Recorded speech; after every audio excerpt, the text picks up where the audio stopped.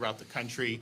Fortunately, the vast majority of people who have been infected have either no symptoms or very mild symptoms.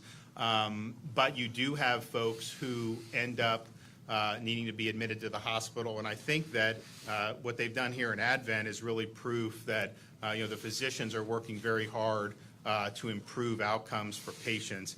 And that has the effect of saving a lot of lives. And I know that they've done that here in Advent. I think it's made a huge difference for folks here in the community. So I want to thank the folks who are here. We have Dr. Eduardo Oliveira, Head of Critical Care and ICU for Advent Orlando, Dr. Vincent Hugh, Executive Director of Infection Control, AdventHealth Orlando, Shannon Gravitt. Did I say that right? Where are you? Okay. All right. Lynette Johnson, Chief Nursing Officer, and Dr. Omira Mansfield, Vice President, Chief Medical Officer for AdventHealth Apopka and Winter Garden. So I want to thank you for being here. One of the differences between how patients are being treated now versus March is the availability of therapeutics. And one of the main ones that pretty much all the physicians now in the state of Florida are using is remdesivir. And this is something that was produced. It got an emergency use authorization probably a couple months ago. The supplies have been limited. And so as hospitals have been using that and they reached out to us, we've worked very closely with the White House to be able to continue replenishing the supply of remdesivir. So a couple weeks ago, a lot of the hospitals were running low. They were due to get another shipment, but there was potentially going to be a gap, so we got the shipment expedited. We got another one the following week, and then today we actually have another 500 cases, which is 20,000 vials of remdesivir will be arriving at hospitals all across the state of Florida. So with this new shipment, we've been able to secure more than 3,000 cases, which is 100,000 vials for Florida hospitals. And we're going to continue to be there for the folks in our hospital system and for these patients, because it really does make a difference. And if we can continue to generate positive outcomes, that's going to save lives and obviously have a huge impact on communities all across Florida. We also are helping hospitals with urging donations for convalescent plasma. If you're somebody that's tested positive for antibodies, or heck, if you've cleared the infection of COVID-19, you have the ability to give blood, which can then be used in treating patients who are hospitalized for COVID-19. And this is something that is done in conjunction with remdesivir, and it's something that when done early, does tend to improve outcomes. Most of the physicians believe that. So thank you for everyone who is stepping up to give blood in this time. It is making a difference. There's a lot of patients that you'll be helping, and it gives the physicians more tools to be able to use. And fortunately, we have seen throughout the state of Florida, statewide, we've seen a decline in visits for COVID-like illness to emergency departments. We've seen a stabilization or decline in the COVID hospital census at hospitals throughout the state, which again is another positive signal compared to where we were a couple weeks ago. Here in Orange County, there's an abundance of beds available. 25% of the beds available, almost 20% of ICU beds are available. Or actually, excuse me, more than 20% in Orange County, about 20% statewide. And what we did the first time was kind of limit or stop the elective procedures in March and April. This time, I don't think that was the right policy. So what we've done is really, worked with hospitals, individuals, say, you guys know how to manage your census. These procedures are important for people, and we don't want to tell you not to do it if you have the ability to manage it. So you've had different approaches. When Miami, started seeing their surge, you had big systems like Jackson. They dialed back, created more room for the COVID patients. Here at Advent, they've been able to manage it, and that's what we want to see. We want to see them being able to manage it based on local conditions, and I think that this is a better approach, the way we're approaching it this time, than how we approached it in March or April. We now have 2 COVID-only nursing homes in Orange County. We have a major one in Polk County. We have 2 in Brevard, and we have 22 total throughout the state, which is almost 1,500 beds.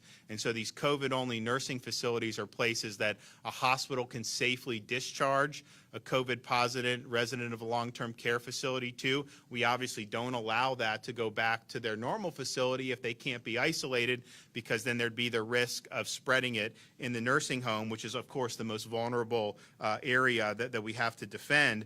But it also allows a nursing home, if someone tests positive and they can't isolate them, they then have a place where they can transfer safely, where the resident can be isolated and then convalesce and then be returned once they clear the illness. And so that has been an important tool. We've worked closely with hospitals to let them know that's there, and for the long-term care facilities themselves. We're also continuing to do all we can to keep COVID out of the nursing homes. So we've done now for the last almost month biweekly testing of every staff member that works in a long-term care facility. So in Florida, we have over 4,000 facilities, and that's about 200,000 staff members. And so they've gone through it once. We're starting to get samples for the second time, and we're just going to keep doing that so that if we identify people, and it's almost always going to be people that are asymptomatic, because if you have symptoms, there's screening procedures in place where you're not going to be allowed to go in and be involved with the residents in those situations. So if you're asymptomatic, we want to be able to isolate in case you're still infectious. And so that's just going to continue to go. That's a project that the state is doing a lot. And we've also stepped up the infection control, which is very important. I want to thank Advent for one of the things that they've decided to do on this. COVID-19 is a very lonely illness. Maybe you just get infected and you don't have serious complications, but you got to isolate, at your house for maybe 14 days. You can't be around friends and family. Obviously, the patients that end up in the hospital that have the most significant health impacts, and particularly those who are at end of life, they have situations where for most of this, and I think most parts of the country, they don't have the ability to be with family in some of those really, really difficult end-of-life situations. And I've had families tell me, look, my mom was in her 80s. She had a bunch of different conditions. It's tragic that we lost her, but what really makes it tough is we weren't able to be there with her in those final hours. And that's just a human thing that I think has long-term ramifications. And so what Advent has done is in those end-of-life situations, they have allowed the families to come in and be with their loved one in those final hours or final days. And I just want to commend them for that, because, we talk about doing things, and rightfully so, to prevent the spread of the coronavirus. But sometimes when you do certain things, those have impacts in other areas, particularly things like mental health and these types of family connections. And so I think Advent, they recognize that this was a really, really big deal for families in very, very difficult times, and they decided to make that accommodation. And I think that's been a big relief to a lot of families to be able to have that very, very intimate connection during a very, very difficult time. So thank you for doing that. I think it's the right thing to do, and we've encouraged other hospitals to follow suit. So it's an honor to be here. I want to allow some of the folks here to be able to weigh in on the things that they're doing to generate better patient outcomes. I mean, we hear a lot about a case or a positive test, but what about the recoveries? And this is really, I think, a story that has been positive, and it really reflects the high level of professionalism that we see throughout many medical systems in the state of Florida. So, Dr. Oliveira, do you want to talk about some of the things that you've done, how you've seen outcomes improve, and because I think you had a lot of good things to say in our roundtable. Sure. First, I want to thank the organization for providing the support to our ICUs. I think that part of how we did well in our outcomes has to do with us being properly staffed, having the proper PPE throughout this pandemic. We've used a variety of treatment options from the early days, including corticosteroids, remdesivir, convalescent plasma. But I think a big thanks and a big credit needs to be given to the staff. So our staff has done a tremendous job in our ICUs and our hospitals, our intensivists, our hospitalists, our nurses, our respiratory therapists. It's truly a team effort. Many of those patients stay in the ICU for many days. Sometimes up to 100 providers end up seeing those patients and taking care of them and participating on their recovery. We are glad to see that our mortality is below national average. We've been around 25% on our patients that are mechanically ventilated, which I like to talk about survival. Their survival is 75%, which is terrific, compared to what it was and what it's been in some other locations. But of the patients that get hospitalized, 5% or 95% of them will survive. 5% of them will expire. So I think that's although it's never a positive to have anyone succumb to this illness, I think that we've seen improved outcomes over time. And I think it has to do a lot with the team approach, us not being overwhelmed, preparing ourselves, having cohort units, standardized care as much as possible, and protecting our community. I think I'm proud of the outcomes. I think we've seen something special here in Central Florida with the hospitals here that participated together in attacking this pandemic the right way. You talked about the recovery rate compared to some other, can you put that in perspective? I mean, some of the early days, what were some of the recovery rates for ICU or mechanical ventilation? Sure. If you look at early Italy numbers or what happened in New York, and obviously different situation, hospitals got overwhelmed, but the survival rate was only around 15 to 20% in some locations, with a mortality rate of about 80%, 50%. They varied around those numbers. We don't know all the factors that played onto it or in this high level of mortality.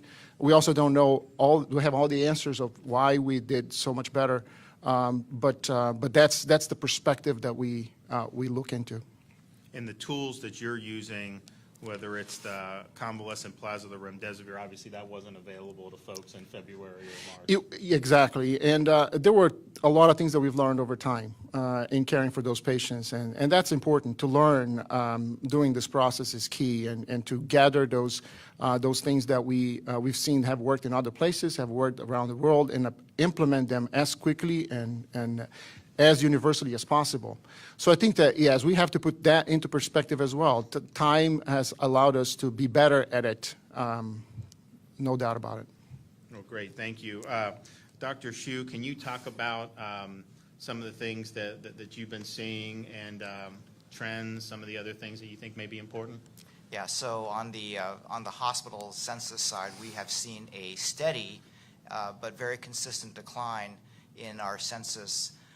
For the Central Florida region, for our hospitals, we peaked at 515, and this was on July 19th, and now we're just at 406. So we've seen a significant drop over the last couple of weeks, and for all our AdventHealth hospitals throughout the state, we were at 946 and now down to 815. So it's really clearly a testament to what's been done. Part of it, of course, has been fewer admissions, and Dr. Mansfield may talk about this more in detail, but there has been a greater ability to learn and to take patients that would normally be admitted and actually be able to monitor them at home. And again, we've always been learning, as Dr. Oliveira said, on how to treat patients, so we're much better at getting these patients quicker, and discharging from the hospital. So we hope that these trends will continue.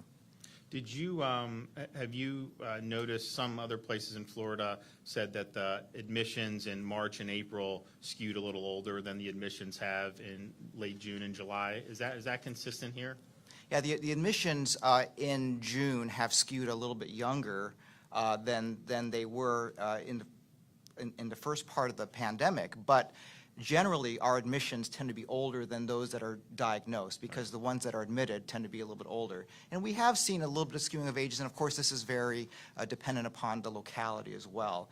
Orange County, Orlando, we've generally seen a younger population overall compared to some other areas. And then what are the major comorbidities that are leading for some of the patients to end up admitted and then maybe end up in intensive care?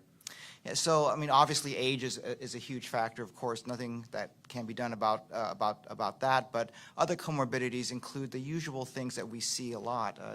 They will include hypertension, diabetes, those that are immunocompromised, for example, cancer therapies and so forth. Obesity appears to be one of those factors as well that really plays a role.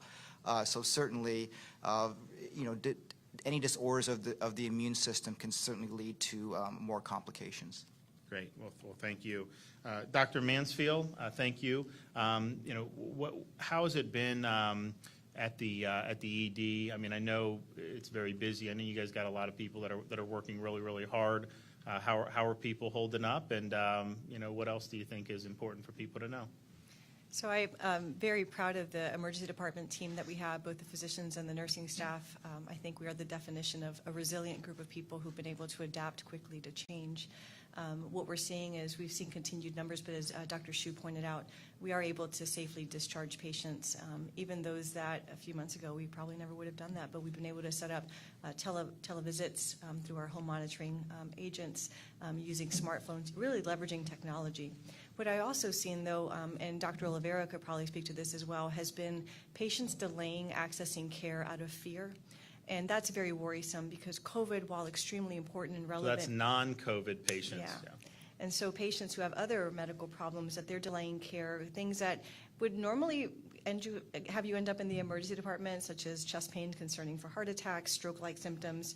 And I understand it. There is a fear, there's an uncertainty, but unfortunately we're seeing some patients with worsening outcomes as a result of that fear and that delay in care, and ultimately ending up needing critical care management as well. So you saw this in March and April, like everyone else, the decline in heart and stroke coming to the ED? Coming in and then coming in, unfortunately, very late beyond where we But so we kind of had March, beginning of April, obviously there was a lot of fear in the air. As April went on, it subsided a little bit. Did you start to see the ED visits get back to normal in May? We have not yet normalized. So you still haven't normalized? Correct. And when we see these patients, we're still seeing delayed presentations. Oh, wow. So, so you probably have non-COVID patients in ICUs today who may not have been there had they gotten the care when they needed. Absolutely. And so the message we just want to consistently give is that, again, COVID is a very relevant conversation to have. But as a result of COVID, we've simply just had to change the way that we practice and make sure that the environment that we have for our patients is one that's conducive, it's safe. And that's why you'll see all these extra screening initiatives that we have, the masking that we'll ask all patients to have, temperature checks at the door, all the things that have really become now common place in our community, even more so though in the hospital setting, just to make sure that people understand that despite COVID, we'll still be able to provide safe care, and we really would like it to be timely rather than delayed. No, I think it's this is one of the biggest problems that came out of March, April, and then now was people not feeling comfortable going to the hospital, particularly for heart or stroke, which are, I mean, those are huge, huge contributors to mortality every year. And they've waited, the conditions have gotten worse. And part of it, I think, and to the extent this is still happening, there's a fear that they may catch coronavirus here, but this is one of the safest places you can be. I mean, they have all this stuff. They know what they're doing. The COVID patients are isolated, negative pressure, all this. So they know what they're doing to be able to do that. So that is not a significant risk to come in for that you're going to catch it. There's also folks that have thought, I think in March and April, and then maybe even now that, well, the hospitals don't have room for me because I'm reading that they're overflowing. That's not true. There's space here. Orange County has got a lot of bed space available. And don't forget, the percentage of patients in a hospital that are COVID, that's just one fraction. They have many more patients who are in for all kinds of other things. And so you can feel comfortable that they're going to have a place for you. They're going to be able to treat you, particularly for those really significant symptoms. And so I think that is something that we've delivered that message time and time again. But I mean, the numbers are jarring if you look at the drop that happened in March and April. And it's like, in the middle of April, it's like, a lot of these hospitals were running at like 50% capacity, and the ED visits were way down, and so that's not healthy. We want everybody to get care, and they're here. They're going to be here to help you if you need that. All right, Lynette Johnson, Chief Nursing Officer, talk to us about how you guys have been helping. Obviously, this is a stressful time. It's very, very difficult. People are working very, very hard. We appreciate that for sure. So how are you guys managing, and what else are you seeing? Thank you, Governor. Appreciate that. I think really what we're seeing is you've heard us talk about, and you've heard that staff are tired. Nurses are tired. As a company, we've made a big investment into supporting our teams, our nurses, and investing in them just as we do for our patients. We've actually know that while we're plateauing, we continue to make sure that we have the adequate resources that we need for our teams and for the community. As a national company, we've actually brought nurses from AdventHealth across the country here to actually help us in Central Florida and give our staff some respite. Some of the things that we've seen, of course, is trying to care for each other and making sure that it's a really good working environment. Our teams also are becoming families for our patients. You talked a little bit about how COVID is a lonely disease, and some of the things that we've identified is that nurses and frontline team members are wonderful people to fill in those gaps. They don't just come in to do, clock in and do a job. They're actually bringing their hearts with them. They're celebrating birthdays, anniversaries, milestones with patients. Our nurses and frontline teams have actually facilitated what we call virtual compassion visits. So for those patients whose families can't come, they're far away, or they just cannot get to the organization, we do virtual visits where they can visit with their loved ones. And really because we believe that human connection is part of healing and part of comfort. So really just thanking our teams for that love that they bring every day. I'm a firm believer that it takes people caring for people to be able to see us through this pandemic. And I think that's not just our nurses, it's our frontline teams, our physicians, and our community out there social distancing and wearing masks to keep us all safe. How is the staff in terms of the prevalence of coronavirus amongst the staff? I think March and April, we didn't have very many staff statewide that were testing positive. I mean, we had some, but as it was more rapid in the community at the end of June and July particularly, have you then seen more staff, more nurses testing positive because of exposure in the community? We've actually just seen plateau, and many times it's just we self-isolate. So if you've had a risk and an exposure, we follow CDC recommendations, and we have you stay at home and then follow up. Yep. And Dr. Hugh, can you talk about your testing here and kind of the tools that you're using as someone that come to the ED, or are you testing everybody that comes in for things unrelated to COVID, like if someone gets in a car accident, are they being swabbed, as they're being cared for as well? Yeah, initially we were able to, when the cases were low, we were able to test everyone for COVID, whether or not they were suspected of having COVID. That has been a lot more challenging now just because of the sheer numbers of cases. But we have really worked hard to try to increase the inpatient test availability that we have. We can do several hundred now inpatient and get those results quick. For the other ones, we have to send that out. And it's not just the PCR test that we have available now. We have other types of rapid tests. They're known as antigen tests that allow really quick diagnosis in about 15 minutes.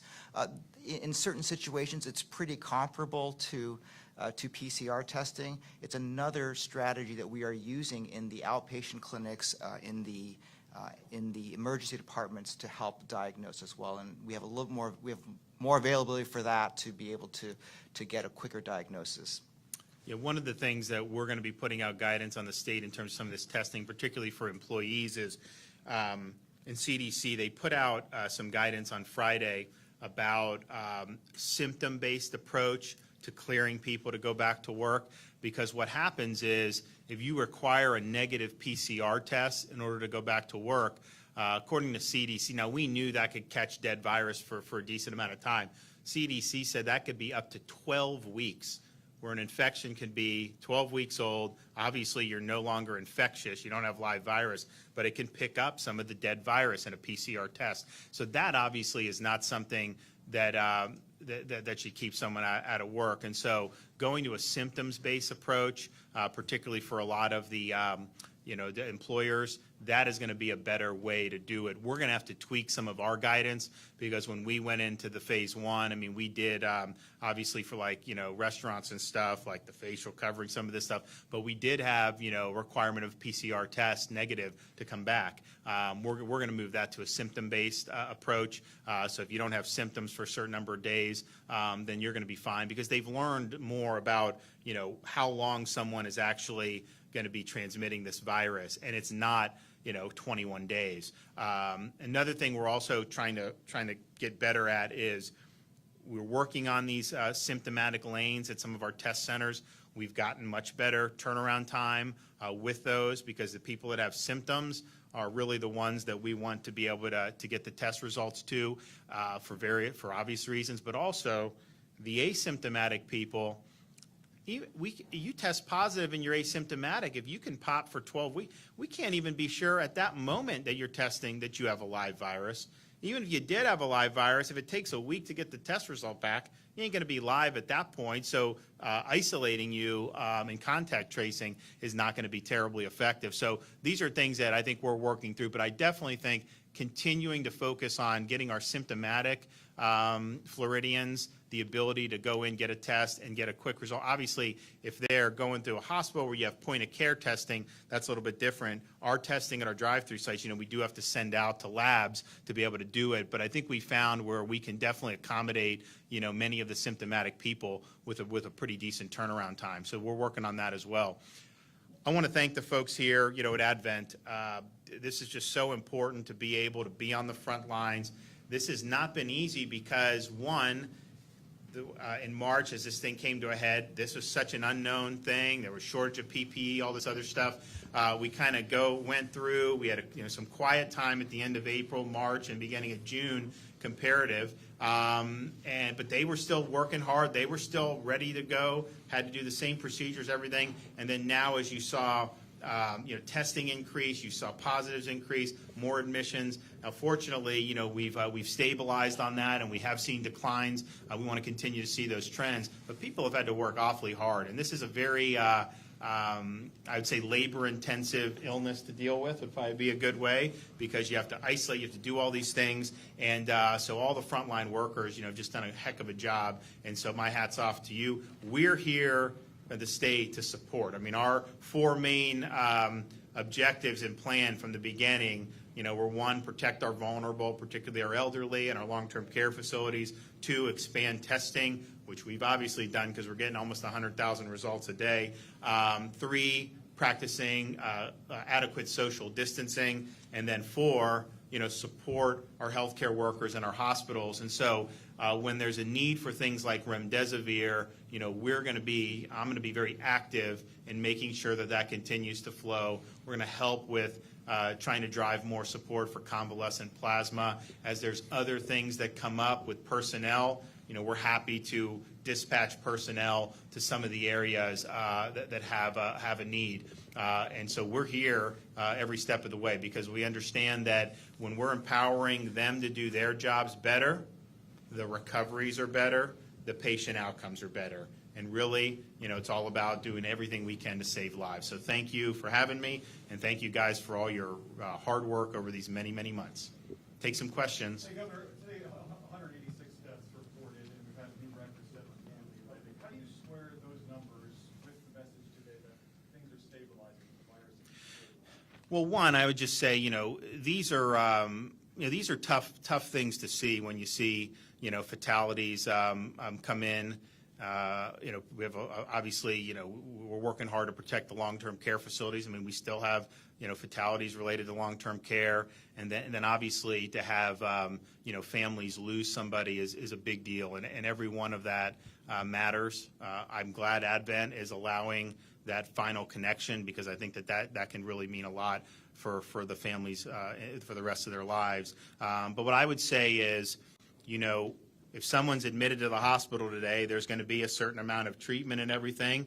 And so these things, usually it results in discharges, as we've heard, but, not every time. And so I think when you see those reports, those are probably reflective of infections and hospitalizations that have happened in the past. And that's just, so it's more of a lagging indicator, whereas I think the ED visits and some of the hospital censuses is probably more of a leading indicator about where things are trending. And so as you have fewer ED visits, as you have fewer COVID positive patients in the hospital, we think, and I'm pretty sure with what the good work they're doing, you'll see mortality decrease as well. And obviously we want to get there. Are you going to extend the eviction moratorium, the last two? We might, yeah. We'll have an announcement on that soon. Governor, Yes. I'm curious, when is the last time you've been tested for COVID, and also with the problems that are still ongoing, what is your next step for the hundreds of families, thousands of families still waiting on unemployment benefits?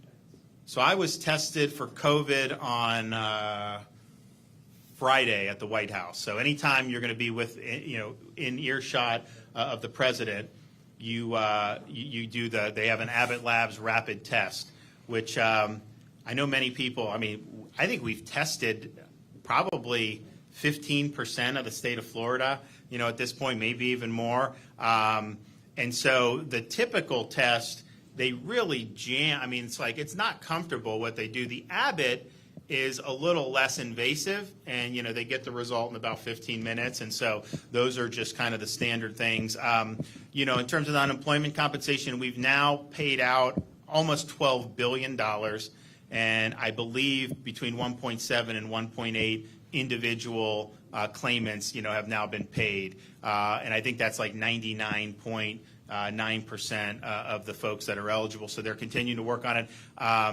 And that is more than the number of people that have actually been unemployed, because some of the federal benefit for the gig workers, does apply. So we've worked to do that, going forward, and we'll continue to do it. Governor, Sir. you've talked a lot about protecting long-term care facilities. Here in Orange County, we've had some outbreaks at 3 facilities in just the last couple days. One, I think a little bit more than half the residents have tested positive. The other, a little bit less than half. One with 4 deaths at least. What would you say to the families who have residents there who are concerned that at least those facilities have gotten infiltrated? Well, one, we've put more resources towards protecting our long-term care facilities than any state in the country from the very beginning. When we stopped the visitation in the middle of March, that was a tough decision, because it leaves the families not being able to see their loved ones. We required all staff to wear PPE, and then we provided PPE. So the state of Florida has provided over 10 million masks. We've 500,000 face shields, gloves, gowns to all the long-term care facilities for their staff to be able to do that, in the hope that will, help to limit transmission. They are required to be, all staff are required to be screened every day for fever, where you've been, who you've been with, and so those procedures are in place. I think they're followed, by most folks. We also, in April, I dispatched the National Guard to go around to these facilities, test residents who wanted to be tested, test staff.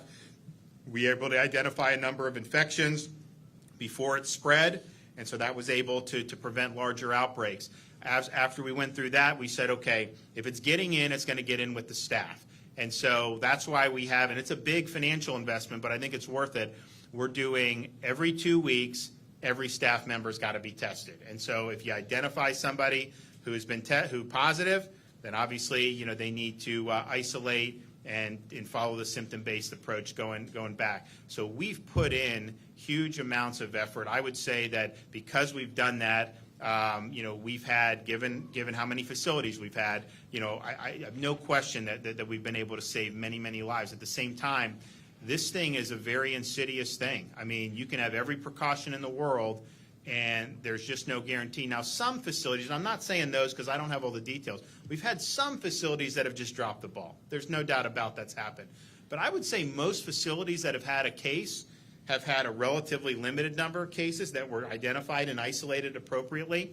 And that's part of the reason why we have these COVID-only facilities, because if you go in, say you have a staff and 2 residents test positive, you can take the residents and isolate them at these facilities, they can recover and then go back so they're not spreading it into the long-term care facilities. The other thing I think we're gonna do for families is the federal government is going to send, Vice President made this announcement yesterday, they're going to send point of care tests to many of the nursing homes. Now we got to figure out how many in Florida and whatnot. But the point of care test, I believe there'll be the antigen point of care test. So it'll be a 15-minute test. If you have the ability to do that, then I think we need to be able to start thinking about visitation again. Because if you test negative, and then you can go in and see your loved one, and obviously you could have PPE requirements, all this other stuff.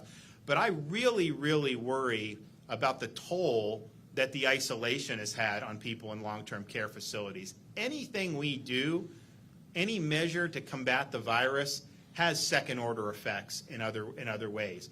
And that goes with anything you can think of. And so this is one where I think it was the right decision. I think it has kept virus out that otherwise would have gone in. But it does come at a cost, and I think that folks really want to have that emotional and personal connection with their loved ones, and if there's ways we can do that, then we should do it. Now, we were entertaining opening up the visitation. I was thinking about proposals at the beginning of June. Well, our prevalence was very low then. I mean, we had under 5% positive in every part of the state, pretty much. Low hospital census, all that. As that changed, we had to put that on the back burner for now. But it is an important issue, and we want to get the family to have access to their loved ones. Governor, the Orange County School District moved up their start date, at least for online for all students, to August 10th. They were still waiting on that waiver that they sent that would allow them to close the schools if they want to. Do you have any, do you think they're going to sign that waiver? Well, I think that's something that's with the Commissioner of Education. I mean, he's really been the lead on this. What I just would say is I think that what's clear to me is that I think parents want to have the ability to control their kids' destiny and have a meaningful choice. And so for me, if parents believe that the distance learning is the way to go, if they're not comfortable in a face-to-face environment for their kid, then I think they have that right. But I do think there's a lot of parents who really do need their kid to have face-to-face interaction. And I think we got to do all we can to be able to provide that. Also thinking that if there are folks, instructors, teachers who aren't comfortable being there, I know many want to be there. I think you can work that out and be very generous with folks who may not want to go there. But I do think I want to give flexibility because every area is different. And I do think by the time we get into the middle of August, I mean, I expect the Orange County trends to continue to be good. I think Brevard, I think a lot of the Central Florida has gone in a good direction. We want that to continue, and so I think that. So I think that there's going to be a need for that. I think a lot of parents are going to want it. But I recognize that every district in the state of all 67, you're not going to have the same model apply in all 67. There's different epidemics you're dealing with in terms of where they are in the process. There's different, obviously, constituencies. I mean, there are some school districts where you have like 80% of the teachers, they want to get back. There's others where it's much more divided. Same with the parents. There's some where the parents are very much interested in face-to-face. There's others where the majority of parents say, we want to do distance. But I do think, though, it's important to know you hear some of the trends. Obviously, we got a lot more work to do, but I think people are doing the right things. I think we're going to continue to see some positive trends. At least that's my hope. And so I just think parents should just keep that in mind that, what was happening a week ago or 2 weeks ago, when we were seeing, this stuff really ramp up, we may be in a much different place, and it comes time to be in the middle or late of August. And I think that it's important to really keep that in mind. So he's looking at it. I haven't taken a look at it yet, but we are going to be. I'm going to start looking at some of these plans just to see what's going on and make sure we're doing right by these kids. When I mentioned the measures that we undertake, like the nursing homes, it's important, but it does come at a cost. And I think the distance learning. I mean, let's just be honest about the costs that are involved in that. You are absolutely going to have kids fall behind. You are absolutely going to have more kids drop out of school. You are absolutely going to have more problems in many other aspects of their lives. That's just what is going to happen. And so I just think we want to mitigate that as best we can and make sure that we're putting all of our students first, because it will be hard to recover from some of this if the kids aren't given the guidance, I think, that is so important from so many of their teachers and folks who are involved in that. Thanks, guys. Appreciate it. I want to thank Advent. You guys are doing a great job. I know we got more work to do, but I think you've shown the way, and we're really pleased that Central Florida is making progress.